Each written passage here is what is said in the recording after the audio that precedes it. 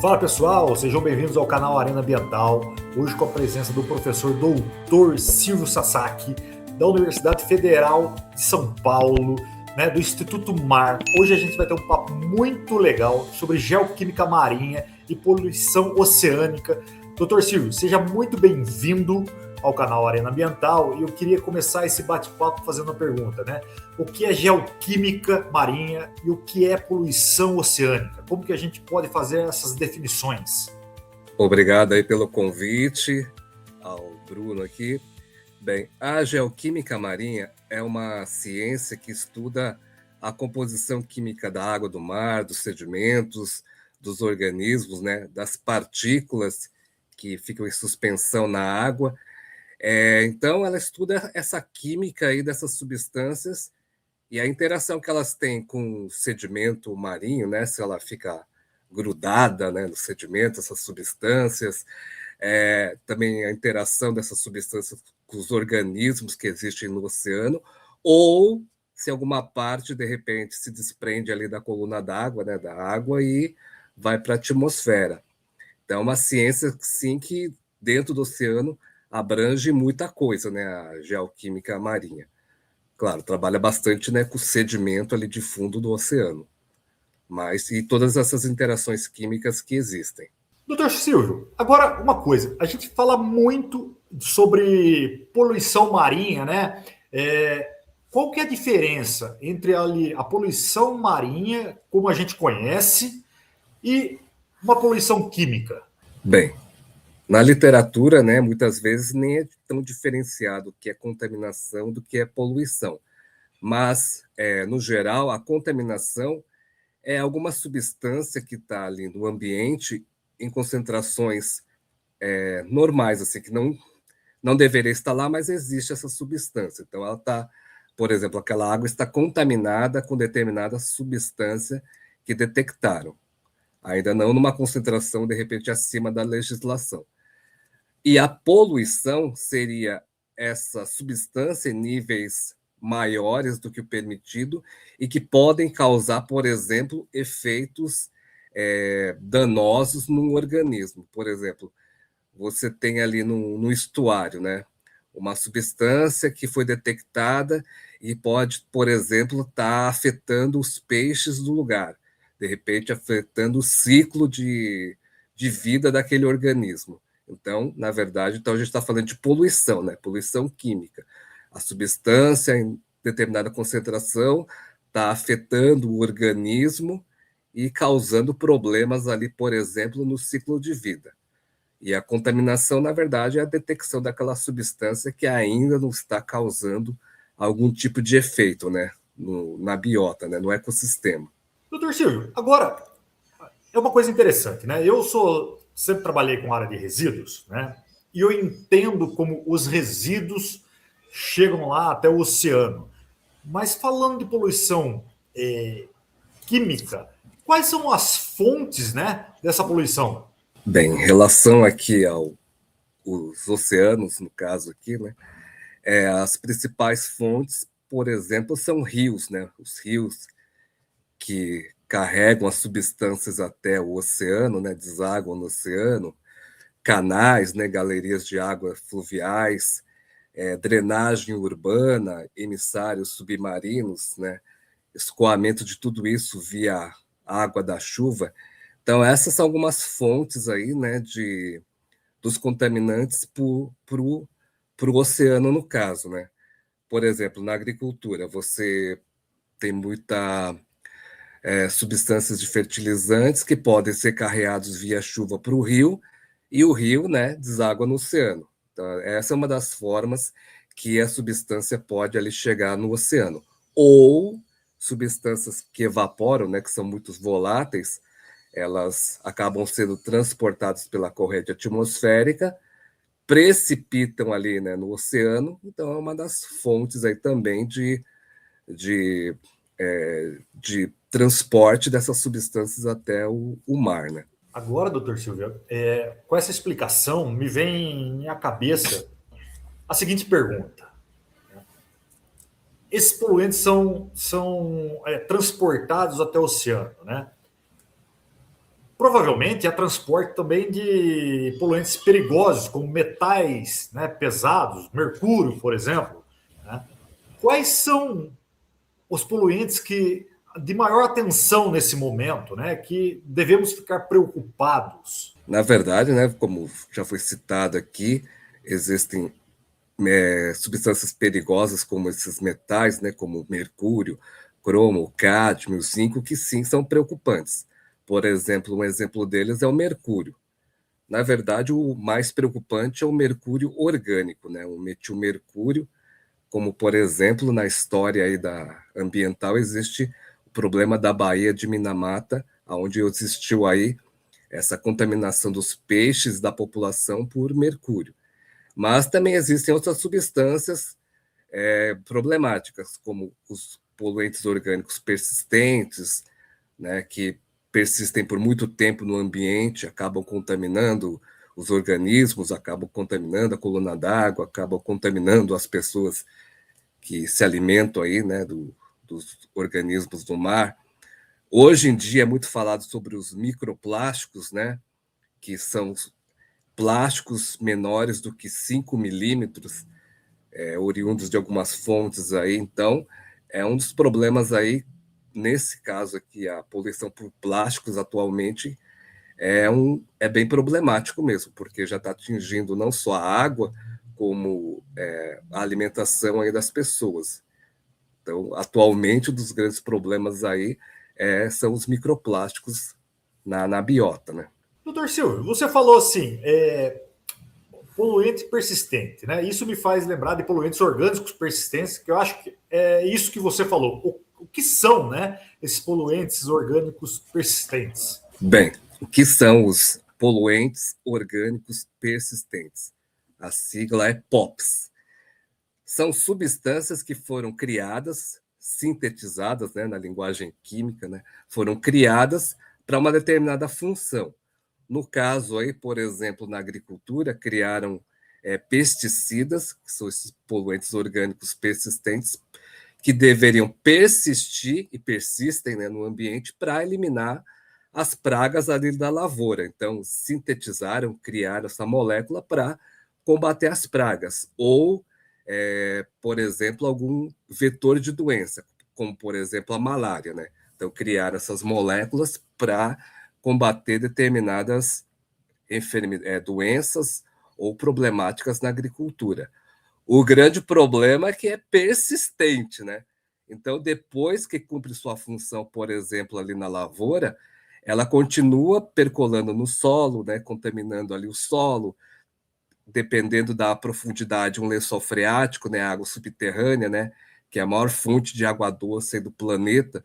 Então, é bem problemático por conta dessa persistência que foi criada para realmente persistir, para cumprir os objetivos, porém, ambientalmente, hoje em dia é um problema. Claro que muitos pesticidas já foram banidos, né, por alguns protocolos mundiais, porém, né, como eu já disse, eles persistem, eles evaporam, né, e ficam ao redor do planeta, mesmo já sendo banidos, já não sendo mais criados, sintetizados, eles persistem. Inclusive, por exemplo, tem estudos, né, mostrando que alguns desses poluentes persistentes atingem a Antártica, né?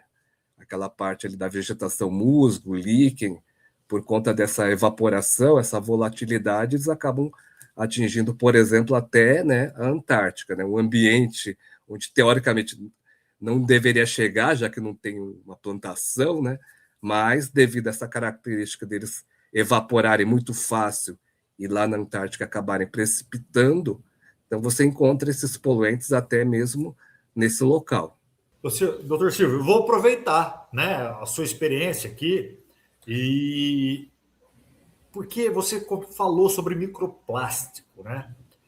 Qual é o tamanho desse problema, né, do microplástico no oceano? Como que é o ponto de situação da poluição de microplásticos, né? E explicar um pouquinho melhor, né, a relação, o que é microplásticos no oceano.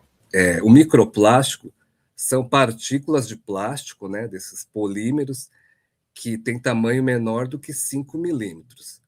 Podem ser os microplásticos primários, né, a matéria-prima, né, dos plásticos, das garrafas plásticas, dos objetos plásticos, né, são os microplásticos primários, que são chamadas aí de pellets, né, pellets plásticos, que tem tamanho menor do que 5 milímetros, ou, por exemplo, os microplásticos secundários, que são oriundos aí da erosão, né, dos plásticos, acabam se fragmentando, e você tem aí também microplásticos oriundos aí da fragmentação dos produtos plásticos.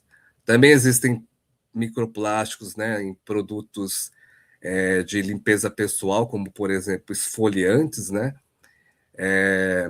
Glitter também contém microplásticos, roupas também contêm microplásticos. Então, na humanidade aí sempre existiu aí o plástico, que é um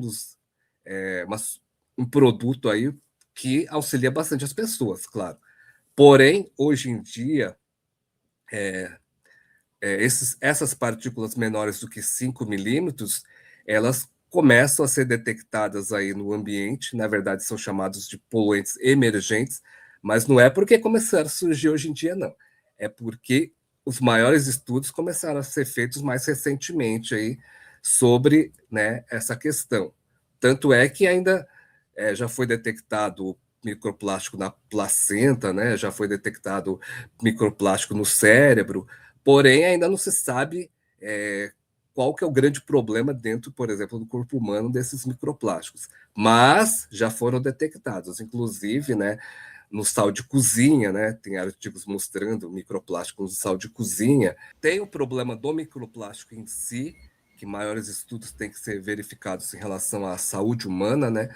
Porém, esse microplástico também, ele além das substâncias polímeros que eles são constituídos, eles transportam outras substâncias que também podem causar efeito, né? Poluentes, né? Como, por exemplo, metais, hidrocarbonetos de petróleo, poluentes orgânicos persistentes. Então, esse microplástico também acaba carregando isso, além da sua própria composição. E isso também é um problema, né, na hora que o organismo, ali, o peixe, se alimenta desse microplástico, além, né, da própria matéria-prima do plástico, ele ainda está transportando outros poluentes. Esse é outro grande problema também gerado aí pelo microplástico. Inclusive, tem um artigo, né, científico que fala sobre quanto foi detectado de microplástico em diversos alimentos, né? Arroz, feijão, carnes, né? E aí o artigo fala sobre, numa dieta normal, quanto mais ou menos uma pessoa, estimando, né?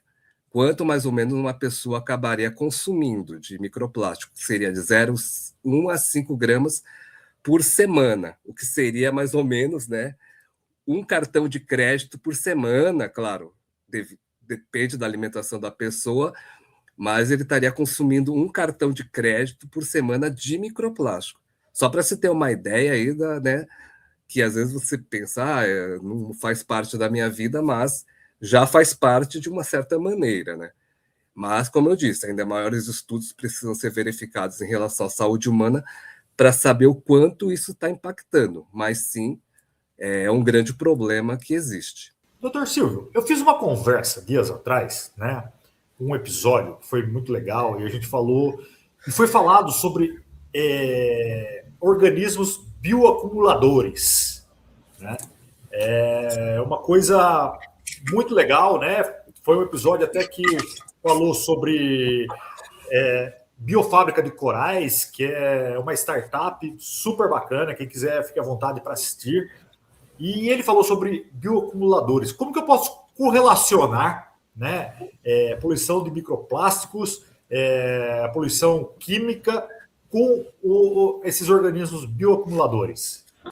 Sim, eu acompanhei a Biofábrica de Corais, eu achei muito interessante aí essa iniciativa aí do pessoal, mostrar que eu estou acompanhando aqui esse canal. Então, sobre a bioacumulação, o que que acontece, né? O organismo, por exemplo, ele acaba absorvendo, consumindo, no caso, por exemplo, o microplástico, que contém algumas substâncias aí contaminantes, né? E, no caso ali, ele acaba acumulando aquele poluente. Então, isso que é bioacumular. Ele acaba absorvendo aquilo de alguma forma, seja, por exemplo, se alimentando no sedimento, seja mesmo se alimentando do microplástico que tem na coluna d'água, ou sendo exposto, né, à substância. Então, ele acaba acumulando aquilo. Por que é bio? Porque é o organismo que está acumulando. Por exemplo, o molusco bivalve ali, o marisco, o mexilhão, eles se alimentam por filtração. Então, é um monte de água ali que está sendo filtrada pelo marisco, e a partir disso ele vai coletando ali os seus nutrientes para se alimentar. Claro que não vem só nitrogênio, fósforo, vem também outras substâncias ali na hora que ele está filtrando. E aí ele vai acumulando, por exemplo, ali um pesticida, né? Então ele está acumulando aquilo nos tecidos ali onde são mais propícios a uma molécula orgânica acabar a se aderindo, por exemplo, gordura, né? Então, é isso que vai acontecendo, ele vai acumulando aquilo. Então, ele porque é o organismo que está acumulando, e bioacumulação, porque ele está acumulando aquele lá, tipo um cofrinho, né? Vai colocando a moeda ali, vai aumentando ali a quantidade de moeda. E o outro conceito que é bom explicar também, rapidinho, é que o organismo bioacumula essa substância tóxica, mas também biomagnifica. Por exemplo, na cadeia trófica, o que é isso? Quem come quem ali? Aí você tem ali o peixinho pequeno, que é alimento de um peixinho maior. Aí esse peixinho pequeno acumulou, sei lá, 1 grama de substância tóxica. Aí ele é alimento do peixe maior. Aí esse peixe maior come esse peixinho e quando você vai analisar, ele está com 100 gramas daquela substância tóxica. Ou seja, então ele está o organismo menor está passando esse poluente, né, para o outro organismo da cadeia trófica ali, que é quem come quem ali, né, no ecossistema. Então tem essa questão do bioacumular, o organismo está acumulando, mas também tem biomagnificar, que é o organismo, né, quem come o outro vai aumentando essa concentração, porque está sendo passado ali para o outro organismo. É isso aí, gente. Doutor, eu estava vendo uma reportagem, e até numa televisão internacional, que pesquisadores estão falando de zonas mortas no oceano. Né? O que são zonas mortas? Traz para a gente esse conceito. Zona morta no oceano. É um local onde está cheio de cruzes de cemitério, né? Você fica pensando isso. É bom que aqui é um papo técnico, né? E muito informativo. O que é uma zona morta no oceano? É um local onde você tem pouco oxigênio dissolvido. Então, o que acontece? O oxigênio, né, da atmosfera, ele pode se dissolver na água do mar, né? Ter essa transferência da atmosfera para a água, é uma forma de você ter o oxigênio dentro ali da água do oceano. Ou acontecer a fotossíntese. Na superfície do oceano, você tem um monte ali de microalgas, né? A flora ali oceânica, que fazem a fotossíntese. Capturam o CO2 do ar, transformam em oxigênio e ele fica dissolvido ali na coluna d'água. Então, é desse jeito aí que você tem o oxigênio dissolvido no oceano. E aí, o que acontece em relação a essa zona morta? A zona morta é um local onde você tem baixa quantidade desse oxigênio dissolvido. Então, em geral, o oceano tem locais que tem até 8,2 miligramas de oxigênio dissolvido por litro de água. Então, essas concentrações aí abaixo ficam muito baixas, por exemplo, abaixo de 2 miligramas, por exemplo, devido a alguns efeitos, como, por exemplo, excesso de, vamos falar numa linguagem mais comum, fertilizantes. Por exemplo, o fertilizante, você tem muita chuva.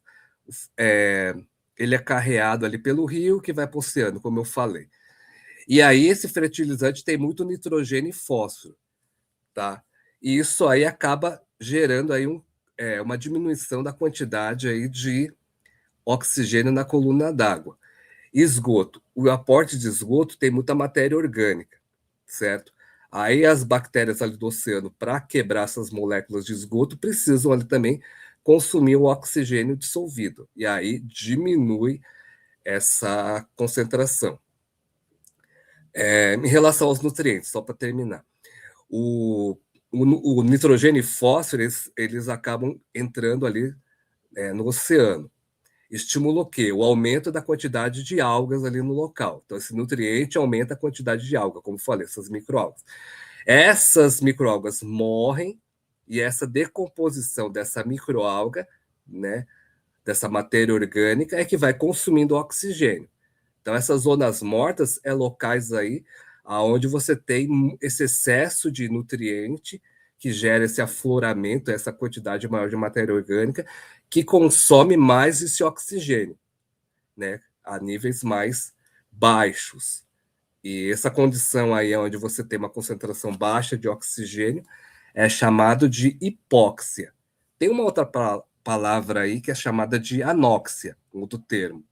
Porém, anóxica é quando você não tem oxigênio nenhum, como, por exemplo, regiões pantanosas, né, onde tem muita matéria orgânica ali, então a concentração de oxigênio ali beira o zero. Mas essas zonas mortas está acontecendo uma condição de hipóxia, onde você tem uma baixa concentração de oxigênio, oriunda, por exemplo, de um aporte de fertilizantes ou esgoto ali no local. E aí diminui essa concentração de oxigênio, e isso que é chamada zona morta no oceano. Doutor Silvio, a gente vai explorar mais o seu conhecimento, né? Porque a gente perguntou, nós perguntamos aqui o que são zonas mortas, mas a gente também tem um outro conceito que é acidificação, né, do oceano. Qual é esse conceito? É uma boa pergunta, né? Será que eu sei responder? Bem, o que é acidificação do oceano? Bem, tentando explicar de uma maneira mais simplificada. Bem, você tem o gás carbônico da atmosfera, né? Ele está na atmosfera. Aí ele se dissolve na água do oceano, certo? CO2. Dali ele interage com a água do mar, formando um ácido, o ácido carbônico. Esse ácido carbônico é que vai liberar íons H+, para a coluna d'água, certo? Então, esse ácido carbônico que libera esse H+ na coluna d'água. E aí, a partir daí, lá do ensino médio, né, você consegue determinar o pH, que é o potencial hidrogeniônico da água, que na água do mar pode estar na faixa de 7,8 a 8,2, dependendo aí do local. Então, você tem o pH da água do mar entre 7,8 e 8,2, que é essa quantidade de H+ que está ali na coluna d'água. Aí, o que é acidificar? Bem, como eu falei aí, então, se é 7,8 a 8,2, lá do ensino médio, se é que você lembra, então a água ela é mais básica, tá? A água do mar, ela está na faixa de ser uma base. Não só por conta ali do H+, mas porque tem vários ânions ali dissolvidos na coluna d'água. Bem, aí o que é acidificar? Com o aumento aí do CO2 na atmosfera, devido aí às indústrias, a quantidade maior de carro que emite CO2 para a atmosfera, essa quantidade, como eu disse, de CO2 que está na atmosfera vai ser absorvida pelo oceano. Então, um dos grandes absorvedores aí de CO2 da atmosfera é o oceano, né? Então, ele está absorvendo esse CO2, como eu falei, ele interage com a água, forma o ácido carbônico, que libera o H+ para a solução, e é a partir dali que você tem ali o potencial hidrogeniônico da água, que depende desse H+. Como você tem mais CO2 na atmosfera? Mais CO2 está se dissolvendo na água do mar. E aí tem essa equação química, né? Então você vai ter mais H+, e acaba variando esse potencial hidrogeniônico, esse pH. Então, ele vai se tornando mais ácido, né? Um pH mais ácido.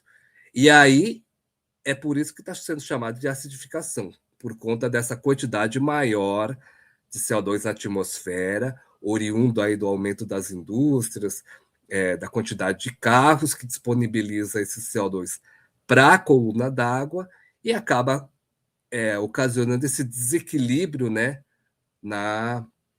no equilíbrio químico ali do CO2 interagindo com a água, ácido carbônico, que produz bicarbonato, que produz carbonato, tornando ali, na verdade, a água mais ácida. Na verdade, é menos básica, né? Mas então isso daí é que é a acidificação. E um dos problemas aí dessa acidificação é por exemplo, o branqueamento dos corais, né? Esse organismo que existe dentro do oceano, ele acaba ficando branquinho. Então tem toda aquela imagem que você vê nos vídeos, né, do coral azul, lilás, cor-de-rosa, só que aí ele começa a ficar branco. Por quê? Porque além, tem dois fatores, né, na verdade. O aquecimento da água e a variação aí desse pH da água devido à acidificação. Então tem o organismo ali que vive em simbiose com o coral, que é uma zooxantela, que é ela que dá a cor ali para o coral. Então, devido a essas mudanças, ela acaba produzindo substâncias mais tóxicas, o coral acaba expelindo ela ali né? E aí ela acaba ficando branca e mais fraca, porque ali era uma simbiose não só da cor, mas de troca de nutrientes. E acaba ali tendo esse problema aí. Então, a acidificação do oceano está gerando esses problemas, não só em relação aí aos corais, mas também a quantidade de carbonato de cálcio, que é o que gera, por exemplo, as carapaças dos organismos, né, que tem esse tecido duro aí, que é a carapaça do organismo, né? Também variando ali a quantidade do pH da água do mar, acaba também afetando a química aí desses carbonatos, certo? Bem, basicamente é isso aí. Doutor Silvio, agora vamos trazer aqui um subtema, né, dessa nossa conversa e falar um pouquinho, né, das algas, né? Porque ainda existe um conceito errôneo de que a floresta amazônica é o pulmão do mundo, né? E não é. A gente sabe que não é. E o grande produtor de oxigênio são algas. Né? Como que esses microplásticos, né, a poluição química, a poluição no geral, afeta, né, essa produção de oxigênio? É como eu falei aí, a produção de oxigênio é gerada ali pelas microalgas, mas, por exemplo, o microplástico aqui, que foi a pergunta, ele pode acabar poluindo ali o local, transportando aí substâncias que acabam aumentando ali a quantidade de microalgas, aumenta a quantidade de matéria orgânica, diminui aí a concentração do oxigênio devido a essa decomposição aí. Então, esses microplásticos podem, por exemplo, gerar esse tipo de situação, né, em relação aí à quantidade de oxigênio e a relação com as microalgas que geram aí o oxigênio na coluna d'água. Doutor Silvio, vamos trazer para o cenário, né, nacional, aqui, pensando em Brasil. Como está a situação de poluição nos nossos oceanos? Né? Como está a estratégia nacional para o combate dessa poluição? Bem, o Brasil também é signatário aí dos Objetivos de Desenvolvimento Sustentável da ONU, né? As ODS, e especificamente ele aderiu ao objetivo 14, que é a vida na água, e a meta 14.1, que é diminuir significativamente, né, a poluição aí dos oceanos até 2025, que é a meta 14.1. Bem, em relação à meta 14.1, né, que é diminuir a quantidade de nutrientes, resíduos sólidos, né, oriundos aí da parte terrestre, ainda não atingiu, porque era para atingir até 2025, ainda existem aportes aí de nutrientes na coluna d'água, causando aí esse fenômeno aí, diminuição da oxigenação da água, ainda tem nutrientes sendo transportados, né? Não conseguiu ainda atingir a contente essa meta. E em relação aos resíduos sólidos, né? Por exemplo, microplásticos, até 2025 também não foi o aporte terrestre desses microplásticos, continuou sendo tendo uma grande quantidade sendo emitida. Porém, né, houve um avanço no sentido de criarem a Estratégia Nacional do Oceano Sem Plástico pela Lei 12.644 de 2025, que no período de 2025 a 2030 prevenir, reduzir e eliminar fontes plásticas em rios, áreas costeiras e nos oceanos. Então, até 2025, não atingiram a meta, né, 14.1. Porém, um avanço aí na política pública foi a criação, né, dessa lei e dessa estratégia para buscar diminuir essa quantidade de resíduos sólidos, no caso aqui os microplásticos, nos oceanos. Eu espero, né, que seja algo exitoso e a gente vê com bons olhos, porque, né, foi criada inclusive essa lei aí para que pudesse ser alcançado essa meta aí dos objetivos do desenvolvimento sustentável, porque como eu falei aqui, né, essa questão do microplástico aí no ambiente marinho é bem problemático, é bem preocupante, na verdade. E é basicamente isso aí que eu acho que tem para informar agora. Doutor Silvio, a gente falou, né, de literatura, a gente falou da estratégia nacional e a população, o que ela pode contribuir? Bem, a população. Como eu falei, os Objetivos do Desenvolvimento Sustentável, né, criado pela ONU até 2030, nesses objetivos, na verdade, são objetivos que não só o Estado, né, o país, pode se comprometer. Inclusive, as pessoas, né, civis podem olhar lá no site da ONU Brasil, você pode contribuir com alguma das metas desse objetivo, inclusive o 14, né, que é o Vida na Água. Bem, basicamente, assim, para auxiliar, o que você pode auxiliar em relação aqui, né, à poluição dos oceanos? Por exemplo, buscar diminuir a quantidade de resíduos na sua residência, né, separar o que é orgânico do que pode ser reciclado, que já auxilia bastante, porque a gente sabe que a maior parte do aporte de microplástico ali no oceano é oriundo da parte terrestre. Então, quanto melhor você acondicionar, reciclar, gerar formas de não disponibilizar isso no oceano, já é uma forma de estar auxiliando, né? Sempre procurar cobrar, né, o saneamento básico, fiscalizações ambientais nos locais onde é pertinente, coleta seletiva, logística reversa ali dos produtos, né, não só aproveitar que veio numa bandeja de isopor ali o seu presunto, mas buscar uma forma de que aquilo possa entrar na cadeia novamente da indústria, né? E assim, são algumas formas aí do cidadão, da população, buscarem, né, auxiliar aí nessa questão de como é que pode ajudar. Mas é o que eu repito aqui. Você pode ali no site da ONU Brasil, nos Objetivos do Desenvolvimento Sustentável, e observar ali bem, porque tem os objetivos, né?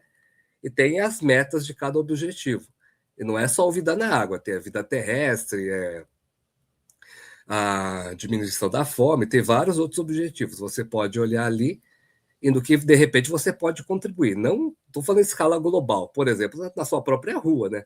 Ou na sua própria casa. Então, são objetivos que, sim, são para o planeta, mas que dependem muito do que você faz, por exemplo, na sua residência. Começa ali, na verdade, né? É como uma cebola, tem várias camadas.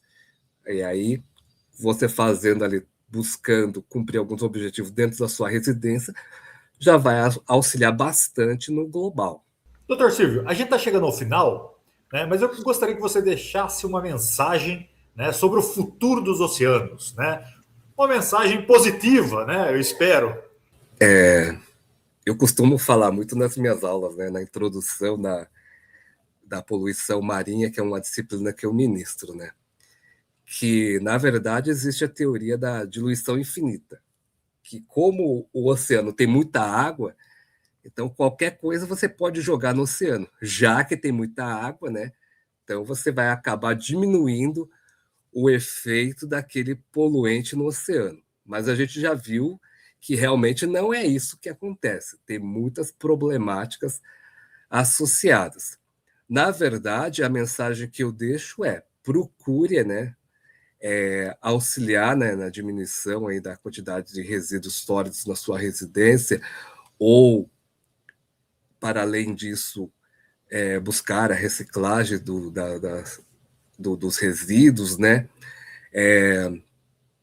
E entender que o oceano, na verdade, apesar de ter muita água, se continuar com essa quantidade de substâncias que são adicionadas ali, muitas vezes os peixes que existem ali vão acabar, né, morrendo, ou mesmo com as mudanças climáticas, com essa questão do aumento do CO2 na atmosfera, ele também vai acabar, porque por enquanto o oceano ele está absorvendo o gás carbônico, né? Está acontecendo a acidificação. O problema, os pesquisadores já têm essa preocupação, é na hora que, em vez de absorver, ele começar a emitir, né? Porque sim, pode acontecer em algum momento aí da história do planeta que, ao invés de absorver, ele começa a emitir o CO2 para a atmosfera, né? Não aguento mais, tchau para vocês. Agora vocês fiquem com um problema. Aí a gente vai ter um grande problema. Então, eu mesmo não gosto muito de andar de carro. Prefiro, na verdade, sempre quando eu posso ir a pé ou buscar o transporte público. Também pensando nessa conscientização de que eu estou ali produzindo, né, carbono para a atmosfera. E isso está indo para o oceano. E é importante eu também contribuir. É o que eu disse. É uma coisa que pode começar individual, depois vai aumentando e vai passando para o coletivo, né? Então eu sei que às vezes é muito complexo você pensar, nossa, como que eu vou salvar o oceano? Na verdade, são pequenas práticas, né? Não jogar lixo na praia, por exemplo, né? Você vai para a praia, coleta tudo que você consumiu ali de resíduo e descarta o local apropriado. Ah, você fuma, tudo bem, a praia ali não é o seu cinzeiro, né? Você não precisa jogar a bituca ali, que também contém um monte de poluentes ali do hidrocarbonetos policíclicos aromáticos, que a lei do câncer, né, ficou disponíveis ali na praia, na bituca. Então, se você fuma também, você pode coletar aquela bituca e descartar em um local apropriado. Assim, são pequenas ações que não são tão complexas, né? Você não precisa pensar, eu tenho que me associar a alguma grande ONG para salvar o oceano. Não. Você começa ali com ações individuais, depois coletivos ali, na sua família, na sua coletividade, para que realmente o nosso oceano ele possa continuar, né, sendo como ele sempre foi, né, um local com bastante equilíbrio, né, sempre teve esse equilíbrio, como eu disse, né, mas aí devido à ação do homem ali, claro que a gente entende que tem a evolução das tecnologias, mas é importante para pensar principalmente nessa questão aí do como é que vai ser o planeta no futuro, né? E sim, é uma grande preocupação se você começa a tratar ele como o seu grande lixão, né? Que na verdade ele não é isso, ele tem uma grande função aí no equilíbrio térmico do planeta, né? Na temperatura do planeta, na manutenção aí dos ecossistemas, certo? Então, às vezes a gente pensa, o oceano, eu nem moro perto da praia, certo? Mas quando você for, por exemplo, tem essas coisas que são importantes aí de repente, serem pensadas. E é isso. Doutor Silvio, a gente chegou ao final, mas a sua fala final ali foi perfeita. Eu acho que pequenas ações causam grandes impactos positivos, né? Cada um faz a sua parte, seja individual ou coletivo. Eu acho que é muito importante. Quero agradecer demais esse bate-papo, né? A sua disponibilidade, a sua forma clara como explicou, né? Objetiva. Doutor, espero contar com vocês para próximas conversas. Muito obrigado, né? E até a próxima. Eu que agradeço você, Bruno. Como eu disse aqui, na verdade, isso faz parte do meu papel dentro da universidade, tentar transmitir um pouco, quase nada do que eu sei para todo mundo. Então, dentro da universidade, a gente tem essa preocupação também, transmitir para a população um pouco do que a gente sabe da universidade. E é isso. Então, agradeço aqui a você, ao canal aqui Arena e todo mundo que assistiu aqui essa entrevista, né? Obrigado e até mais. Até mais, gente.